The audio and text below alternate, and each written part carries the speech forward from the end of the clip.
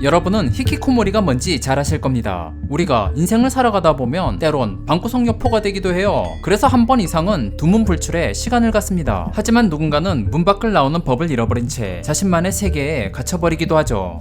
오늘 소개해드릴 범죄자는 일본의 히키코모리죠. 그런데 그는 반평생을 방 안에서 보낸 후 모처럼 세상에 나와서 끔찍한 짓을 저지릅니다. 그는 사무라이 종특아니랄까봐 양손에 식칼 들고 시민에게 돌격했는데요. 도대체 그는 어쩌다가 은둔자가 되었고 무엇이 그를 분노케 하여 범행을 저질렀는지 지금부터 이야기를 시작하겠습니다. 1967년 12월 깨끗한 흰눈이 내리는 날에 이와사키 류이치는 태어났어요. 그는 흰눈과 함께 순백의 모습으로 세상에 나온 거죠. 그러나 흰눈은 하늘에서 내리는 축복이라고 불리는 반면 하늘에서 내리는 악마의 똥가루라고도 하죠. 이처럼 류이치의 탄생도 부모에게 재앙이었어요. 그들은 류이치를 맞이할 준비나 계획도 없었거든요. 류이치는 흰눈처럼 느닷없이 찾아왔지만 부모들의 머릿속은 눈처럼 하얗고 차가웠어요. 즉 아무 생각 없이 이기적이라는 거죠. 그래서 류이치의 탄생은 축복받기는커녕 태어나 보니 시궁창인지라 부모에게 애물단지가 되었어요. 그러다 보니 류이치 나이 4살 때 지들끼리 못 살겠다 이혼해요. 그 결과 엄마는 집을 나가고 류이치는 아빠와 단둘이 살았어요. 이후 아빠는 엄마 없이 홀로 류이치를 돌보기 위해 많이 고민하게 됩니다. 그래서 고민 끝에 내린 결론은 할아버지한테 떠맡기고 빤스러내요. 부모라는 것들이 자식으로 폭탄 돌리기를 해요. 그리하여 류이치는 할아버지와 할머니, 큰아버지 부부, 그리고 사촌들과 한 집에서 함께 사는 대가족이 되었어요. 이후 류이치의 학창시절은 다크템플러 같았어요. 그는 조용했고 눈에 띄지 않아요. 그러나 고래도 가끔 숨쉬러 올라오듯 그도 존재감을 드러내고 싶었어요. 그래서 연필로 친구를 찔러요. 류이치는 친구들에게 자신을 표현할 때 종종 화를 냈어요. 때로는 그 표현법이 너무 격한 나머지 돌로 친구의 뚝배기를 깨요. 류이치는 그런 짓을 저지르고도 반성하는 기색이 없었어요. 그는 오히려 초등학교 졸업문집에 이 이야기를 기록했죠. 졸업문집이라면 시나 산문, 수필 같은 지극히 초딩문예스러운 글을 남기는 걸 말하는데요. 류이치는 여기에 친구 뚝배기 깬 이야기를 썰풀듯이 휘갈겨요. 이뿐만이 아닙니다. 그는 여학생들에게 침을 찍찍 쳐뱉거나 짐승처럼 물어뜯기도 했어요. 그러면서 여학생들이 싫어하는 모습을 은근히 즐기는 듯 했답니다. 그리고 여기서 잠깐 상기시킬 부분은 그가 여학생들을 주로 괴롭혔다는 점인데요. 이 부분은 그가 훗날 저지를 사건에서도 비슷한 양상을 보였다는 점을 기억하시기 바랍니다. 또한 그는 체육 시간에 매트 운동할 때 도움 닫기를 하는 친구에게 다리를 내밀며 방해했고 이에 빡친 친구에게 몇 대 쳐맞아요. 근데 어디 다친 데도 없으면서 지 맴이 아프다고 보상금을 달라 해요. 이처럼 이와사키는 초딩 시절 내내 이와 새끼같이 살았어요. 그리고 초등학교를 졸업 후 중학교에 입학한 뒤로 다시금 다크템플러가 되어 존재감을 감춰요.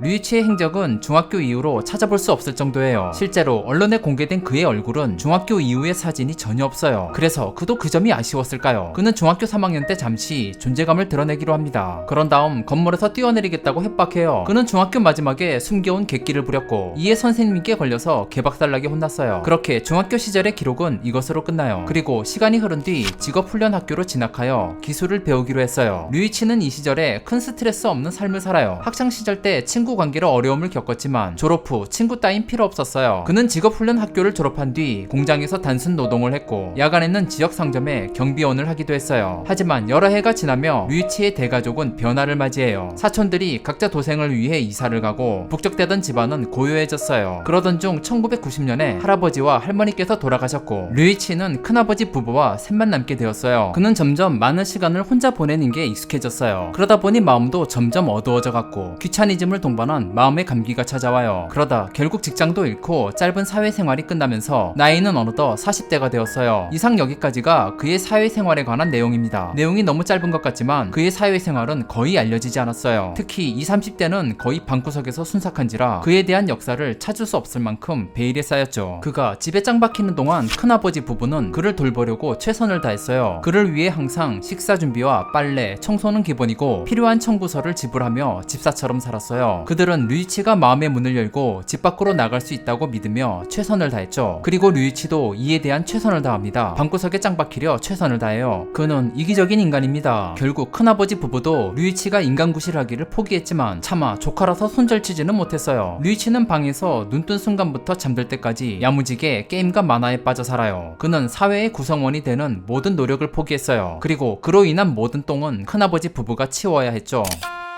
하지만 세월이 흐름에 따라 그분들도 나이를 먹어갔죠. 어느덧 80대가 되어 중년의 조카를 돌보게 되었죠. 그러나 그들 부부도 거동이 불편해 돌봄이 절실했습니다. 이에 지역복지센터에 방문 요양을 신청했어요. 그런데 거절당해요.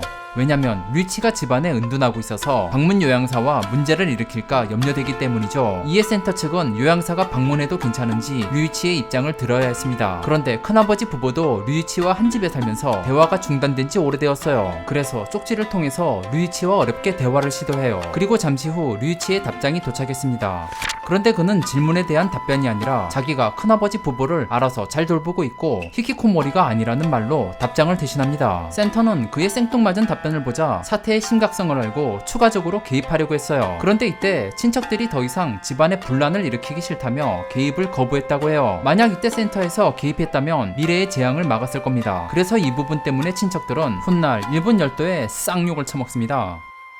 이외에도 류이치는 은둔 생활을 하는 동안 성격의 변화가 찾아와요. 2018년 여름 때 그의 옆집에 사는 40대 부부는 말 같지도 않은 봉변을 당합니다. 그 당시 류이치가 집 근처를 걷던 중 옆집에서 뻗어나온 나뭇가지에 부딪힌 적이 있어요. 그런데 고작 그 이유 하나로 그 집을 찾아간 뒤 1시간 동안 부부를 모욕하며 말다툼을 했죠. 입에 걸레만 안 물었지 대화 수준이 짐승에 가까웠다고 합니다. 또한 동네 70대 주민은 기르는 개가 좀 짖은 적이 있었는데 이때 류이치가 찾아와서 개를 죽인다고 협박하며 지가 더 시끄럽게 짖고 갔다 해요. 이자는 사회와 섞여 살 수 없을 만큼 예민한 인간이에요. 그는 아마 절에 가서도 중들 목탁치는 소리가 시끄럽다고 할 인간이겠죠. 그는 분노만 가득 찬 무쓸모 인간이 되어갔어요. 그리고 지가 쓸모없는 인간이 된 것에 대해 큰아버지 부부를 탓했대요. 그러면서 종종 그들을 경멸하거나 혐오했다고도 해요. 그러나 류이치의 이런 감정이 가장 끔찍한 방식으로 드러날 줄은 아무도 몰랐습니다. 2019년 어느 날 류이치는 부엌할 네자루와 장갑을 준비하고 가나가와현 가와사키시로 향했습니다. 그는 노보리토역 근처를 서성이며 현장을 답사해요. 그리고 2019년 5월 28일 오전 7시 45분경 류이치는 양손에 칼을 든 채 지나가던 남자를 뒤에서 습격합니다. 그런 다음 노보리토역 인근 공원역 버스 정류장으로 가요. 그가 이곳으로 온 이유는 통학버스를 기다리던 어린이들 때문이었죠. 이 정류장은 평소 카리타스 초등학교 학생 수십 명이 줄을 서서 통학버스를 기다리던 곳이었죠. 그리고 잠시 뒤 류이치는 어린이들을 대상으로 끔찍한 범행을 저지릅니다. 아이들은 공포에 질려 도망쳤고 일부는 주변 편의점 등으로 피해서 화를 모면했죠. 그리고 때마침 현장에 있던 교감 선생님이 대부분의 아동들을 데리고 노보리토역으로 도망쳤습니다. 류이치가 휩쓸고 간 현장은 아수라장이 되었습니다. 특히 범행 장소가 주택가인데다 아침 출근 시간대까지 겹쳐서 목격자도 많았습니다. 그래서 트위터 등 SNS로 실시간 목격담이 올라와 해당 지역 주민들은 큰 충격을 받았죠. 게다가 피해자 대부분이 어린이였고 특히 하늘나라로 간 아이들은 모두 여자아이였습니다. 여러분은 처음에 언급한 류이치의 학창시절을 기억하실 겁니다. 그가 여학생들을 괴롭히며 즐겼다는 사실을 말이죠. 잠시 후 경찰과 구급대가 도착하여 피해자들을 수습합니다. 그리고 경찰들은 류이치를 추적했고 버스 정류장 쪽에 있던 류이치는 자신에게 직접 상해를 가합니다. 그리고 그는 의식불명 상태로 병원에 이송되었으나 얼마 못 가 요단을 건넜습니다. 경찰은 용의자 이와사키 류이치의 자택을 압수수색했지만 범행 동기는 밝혀지지 않았습니다. 심지어 그는 오래전부터 히키코모리 상태였고 컴퓨터나 휴대폰도 없었어요. 하지만 주변의 증언으로 미루어 보아 정신질환과 사회적 불안이 있었고 이를 풀어내지 못한 것으로 추측됩니다. 당시 사회심리학자 우스이 마후미는 이 사건을 확대 자살로 봅니다.